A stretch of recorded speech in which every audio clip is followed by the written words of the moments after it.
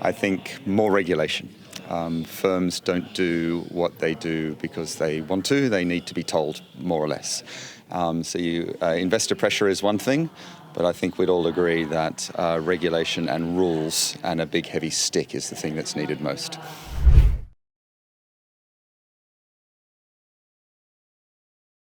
There aren't that many barriers to unlocking genuine sustainable finance. There are institutions here that are committing tens of billions of dollars at a time to sustainable finance. It's just what should be done. The problem that we're more concerned about is the finance that is going to unsustainable activities and perpetuating and exacerbating unsustainable activities.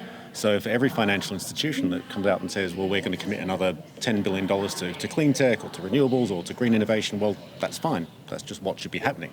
They don't necessarily need a round of applause for it. What we want to see happen is for the capital going into new and expansionary projects that worsen climate pollution to cease, and to actually see that transition finance take place in a way that reorganises our economy to decarbonise.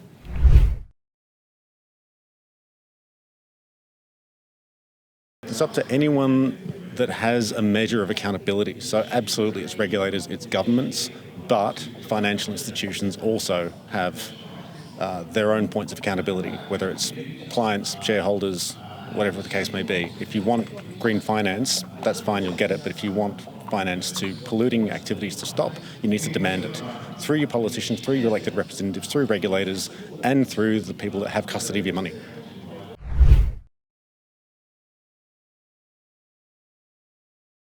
It's to understand that they can't pass the buck to the private sector when the private sector doesn't have the incentives to do the things that they're claiming they're going to do. I mean, it's as simple as that. The debate that I would have with my old boss at BlackRock, Larry Fink, is about the question of stakeholder capitalism. We both agree with the idea that, businesses focus on all stakeholders. The question is how that comes about. I would argue it has to be through mandatory compliance, not voluntary compliance, because the incentives aren't there. You need governments to step in and actually make the changes required.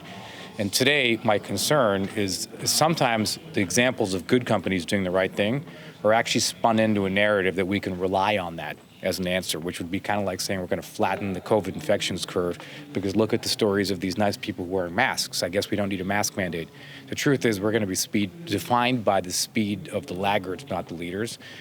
Also when it comes to flattening the emissions curve, and that means that we're going to need systemic regulations because good companies don't do bad things. It doesn't change the fact that if it's legal and makes money, there are other companies that are going to step in, ones that have less concern, they're less ethical, they have less consumer-facing brands and so those ones are the ones that'll come in and make the money. And so you need to make sure that you can stop that from happening. Otherwise, we'll never flatten the emissions curve at the speed required.